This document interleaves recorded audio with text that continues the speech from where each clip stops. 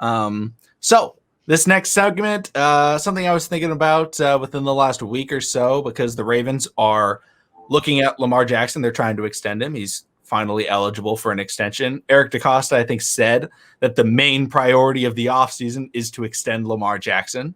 Yep. Him and Marcus. There's an interesting dilemma with Lamar Jackson. And we're going to take this from the side of Lamar Jackson. What should Lamar Jackson do for Lamar? Because obviously, if you're looking at it from the Ravens' perspective, what's the best thing they can do? Sign Lamar. Pretty obvious. But in my opinion, the best thing for Lamar Jackson to do is to possibly give an ultimatum.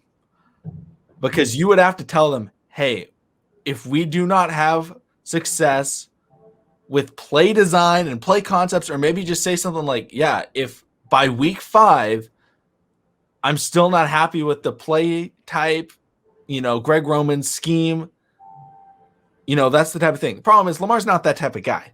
Lamar's not going to be the guy that calls out his coach and just says, yeah, we need to fire Greg Roman. He's not that guy. But, if you're in Lamar's shoes, that's what he should do. He should tell them, I think they should give him some time just because they've brought in new pass game coordinator and a new wide receivers coach. Mm-hmm. But he should say, maybe he's like, at the bye week, if we still aren't clicking on offense, you need to fire him. Like, what if that was in his contract? I don't know if that's possible to put in a contract. Maybe what if that was in a contract? Some type of clause or something like that, possibly. Yeah. But you know what? I'm going to piggyback to, what you said as far as, Lamar doesn't seem like that type of guy. Now, let's look back. Got drafted in 2018. He just pretty much, learning from supposedly Joe Flacco. But let's be real. He wasn't going to learn from Joe Flacco. So at that point, he was just waiting for his time to get in and do what he does best. All right. 2019, his first full season. What do you do? Get us to the playoffs. Also, get us a bye week as well. I forgot the last time that happened. Second full season gets us to the playoffs again. And this was the most rockiest year in winning Ravens history. It almost reminded me of the year when Trent Dilfer got us to the Super Bowl, going 11-1. I'm going to speak on, and I'm going to bring that up too. That's this past year. You've seen a lot of fire. You've seen a lot of emotion came out of Lamar. He was almost like Tom Brady. You know how Tom Brady gets on the sideline. You know how Tom Brady in the middle of games. Fiery, emotional, and he does not care. He's a competitor. That's what Lamar is. He's a competitor. Y'all see it every time. When he breaks the pocket and, he sees somebody chasing him, he'll talk to them, smack him on the helmet like, all right, you was trying to get me, but you was too slow. I see what you was doing there, but come on now. All right. I'm gonna have to put you in the blender. I'm gonna have to put you in the cycle. I'm gonna have to hit you with a move, and I may have to throw the ball. One of my guys is open. Watch yourself. You better stand back. You know who I am now. So now going into this contract year, I feel like we can possibly see more emotion and more fire come out Lamar, especially with this being his contract year. I mean, he's a quiet guy as far as talking to the media. He knows how to answer questions. He knows how to be respectful. He know how to cross his T's and dot his I's enough where it doesn't, create a lot of blowback. And even in the draft when he kept on asking, would you train as a wide receiver? Would you make the transition as a wide receiver? What did he say? I'm a quarterback. I play quarterback. And that's the thing. He knows who he is. He's confident. So with that being said, if they talk to him about, Lamar, what do you want, before you sign this deal? If he says, I want creativity, I want explosive, I want guys that can catch the ball, I want guys that, extend their routes, I want guys, that can hold the damn block up and put somebody on their ass and where I can relax. I actually see that coming out of Lamar. I I can see him, sitting down with Eric DeCosta, being thankful for the opportunity that was given to him to be part of the Ravens organization. But of course, Lamar's getting the opportunity that Trent Dilfer didn't. And what I mean by that, when Trent Dilfer led them to the Super Bowl, I read an article where, Trent Dilfer had the worst practices. He was dealing with injuries. But hell, 11-1 got you to the Super Bowl. Yep. Now, Ozzie Newsome and Brian Billick never called Trent Dilfer and told him, like, hey, we're not signing you back. It was actually the offensive coordinator that said, look, they're going to go after Elvis Grbac. And it hurt him to the core because the players respected him. The players fought for him. And now, and I say this because Lamar Jackson is our Trent Dilfer of this era. Meaning, he's an upgraded athlete, he's a better thrower, he doesn't get hurt, he's smart, he knows he keeps his third eye open on his surrounding, and his awareness is crazy. But everybody that comes down Owens Mills, Maryland, to that locker room, training facility, when they meet Lamar, they love him, they play for him. I mean, you see it when he's mic'd up. Yes. Hey boy, we got that ball back for you. Come on now, go ahead and do something. He congratulates his guys on defense, and he'll pump his guys up on offense. He's just that player that everybody wants to play for. Like, damn, he goes through all this. Let me do something to help this man out to make his legacy even better. So I can see Lamar making demands before he signs an extension because he's a player's guy. Just like John Harbaugh is a player's coach. And that's perfect. I mean, him being a player's guy, because he's got the ear of Harbaugh. I think that's pretty clear. I mean, we've seen Harbaugh plenty of times ask Lamar for what he wants to do, and Lamar gives his opinion, and they typically do it. Mm-hmm. But another thing, he is very close with Hollywood Brown or Marquise Brown. Very close. I mean, the guys knew each other way before they were in college. Mm-hmm. And Hollywood has expressed concern. Soldier Brown, after, they lost to Pittsburgh, if you're not going to, if you have soldiers and don't use them, why have them, or whatever exactly he tweeted. And then when Willie Snead stuff came out the other day, he quoted it and he put the 100 emoji. Like I think Marquise Brown is showing like he's frustrated. And he's shown that he's been frustrated. So him being able to talk with Lamar and just be like, hey, Lamar, like, man, I'm good. Like, I'm a beast. Like, this. Yeah. They're not letting me be me. Like, make them let me be me. Yeah. That's what he's got to tell Lamar to do because a wide receiver, if a wide receiver tells a coach, hey man, just let me do my thing. What's the coach going to say? You're a diva, whatever. You're not, unless your name is Randy Moss or Terrell Owens, you're probably not going to get the coach to do what you say. But if you get the quarterback, they'll listen. They'll listen to the quarterback. And if I'll do you one even better. The best comparison of this situation is if y'all a Disney fan, watch Glory Road.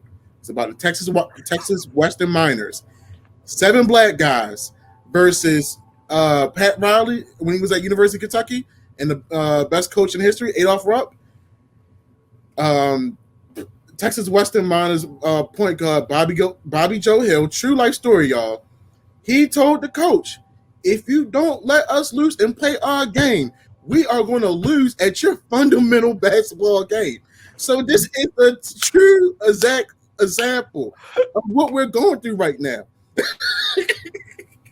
That's perfect. Creativity. If we do not do more than just have some rub routes, a hitch and go, something.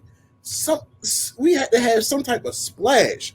I mean, we already have the hammer as far as the run game. We know we can run the ball. But if we don't have no type of finesse or splash in this pass-heavy, league, we're gonna keep on going. We're gonna keep on being contenders and not win the Super Bowl. That's perfect. The Ravens, coaches have let them down. And I think the Ravens, but I mean, Lamar would never say that. I don't think Lamar would ever go out there and just be like, yeah, it's Greg Roman's fault. But we know it's Greg Roman's fault. And we know that. And he would never, throw somebody under the bus like that. He's always saying, I got to step up. It's got to be me. But I think if he tells the coaches, like, hey, why don't you let us do our thing, do what we do best? Because there's a reason why Lamar Jackson and Mark Andrews have such great chemistry. It's because Greg Roman is so bad at his job. Greg Roman does not design anything to get Mark Andrews open, so he has to improvise every time because he's like, oh yeah, you can just run this, little curl route, and it's like, what? I'm like, your best weapon. Let me, get me in on a post or something like that, and they don't do that, and so he has to improvise, and it's like that's what they do best. Lamar Jackson, when is his best plays? Oh, maybe the best play of his career was against the Titans in the playoffs when they called, I don't remember exactly the route concepts, but nobody got open, so it's probably pretty bad. And he takes off, he scrambles. Like when they're being themselves, that's when they're at their best. And I think Lamar needs to emphasize that when he's trying to go for his contract, because I think we both agree, like for him, the best thing is to get the contract as soon as possible, just because, I mean, regardless of if you're a mobile quarterback or not, being a quarterback comes with injuries, and you just want to get that money as soon as possible. Yep. He's just got to make sure, it's the right deal for him, how long, how much money, guarantees, all that stuff.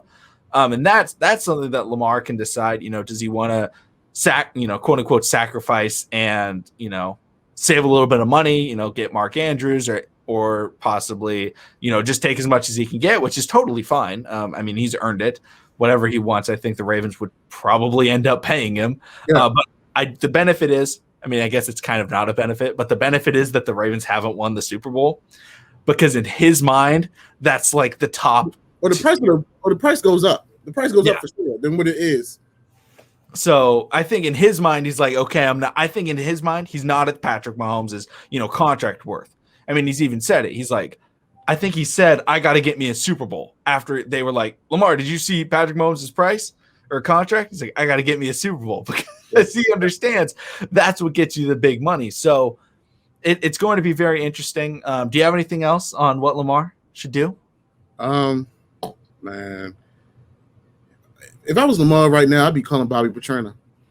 I'll be calling. I said, listen, Bobby, man, we did some magical things down in Louisville, man. What you think about coming to the NFL? I got a lot of juice. I got a lot of juice. They love me up here. What you think about moving to Baltimore? Ooh. I was Lamar, I would pull the trigger like, okay, Joe Flacco's best year was when we got Gary Kubiak.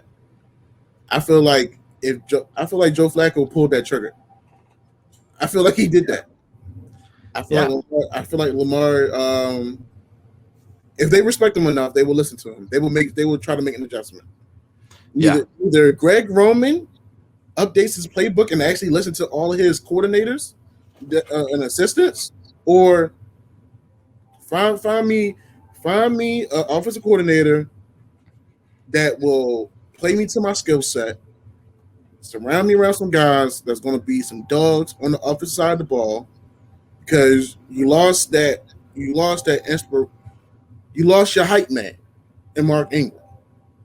We're not going to get another hype man, that just keeps on being positive in whatever situation. You got younger guys now. You got the Mark Andrews. You got Hollywood. You got Miles Boykin. Dez said it, I think, yesterday or 2 days ago. He's going to play 2 more years, but it's not going to be with the Ravens. He was respectful as could be, but hey, y'all get the gist. He's a former Pro Bowler. He was out for 3 years, but he came back. He wasn't used to the best of his ability. When he felt like he could have been used more. In all reality, I actually agree with Darius Bryant. He could have been used more.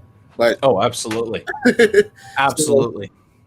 So, I feel like Lamar, he pulls a trigger. He's going to pull the trigger, and either they're going to answer the call to their franchise quarterback, because I don't remember when we really had a franchise quarterback in all our 26 years of being a franchise. Um, or Lamar pulls a Deshaun Watson. Oh no, please no. That'd be so bad. But I think that's gonna wrap it up for this segment. If you're watching on YouTube, again, subscribe, like, comment, all that stuff. Comment your opinions. I like replying to all of those. If you're listening on the podcast, we've got a great new segment coming up next. I don't know how long it'll be.